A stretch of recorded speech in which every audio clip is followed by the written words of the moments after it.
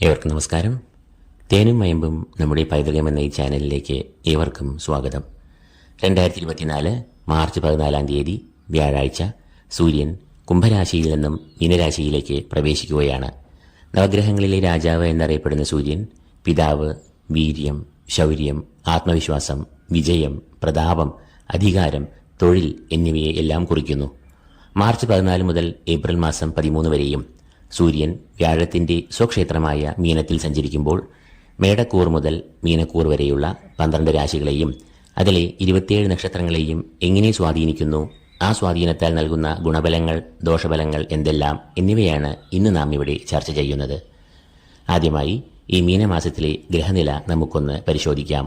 സൂര്യൻ മീനരാശിയിലും വ്യാഴം മേടരാശിയിലും ശനി സ്വക്ഷേത്രമായ കുംഭത്തിലും രാഹുകേതുക്കൾ യഥാക്രമം കുംഭത്തിലും കന്നിയിലും സഞ്ചരിക്കുന്നു.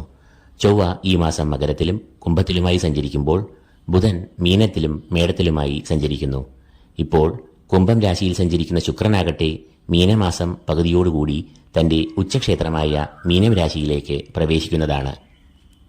ഇന്ന് നമുക്ക് കർക്കിടകക്കൂറിൽ വരുന്ന നക്ഷത്രങ്ങളായ പുണർദം കാൽ, പൂയം, ആയില്യം എന്നിവരുടെ ഫലം നോക്കാം.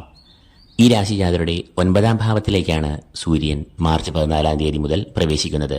9ാം ഭാവം എന്നാൽ ഭാഗ്യഭാവം എന്ന് അറിയപ്പെടുന്നു. ഇതേ ഭാവത്തിൽ പാപനായ രാഹുവും നിൽക്കുന്നു. രാഹു സൂര്യന്റെ കടുത്ത ശത്രുവാകയാൽ ഇവിടെ ഗ്രഹയുദ്ധം നടക്കുന്നു.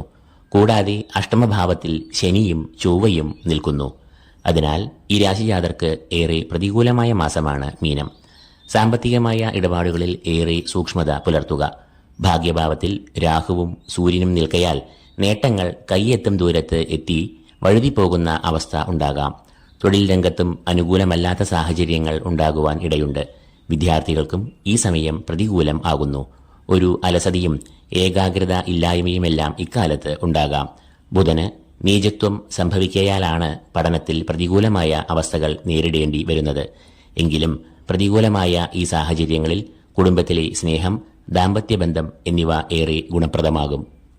അപ്പോൾ കർക്കിടക രാശിജാതരായ പുണർദം കാൽ, പൂയം, ആയില്യം എന്നീ നക്ഷത്രജാതർക്ക് പൊതുവെ പ്രതികൂലമായ ഫലങ്ങൾ ഈ മാസത്ത് വന്നു ഭവിക്കാം. അതിനാൽ ഒരു കരുതൽ പുലർത്തുക. ഇതോടുകൂടി ഈ എപ്പിസോഡ് ഇവിടെ അവസാനിക്കുന്നു.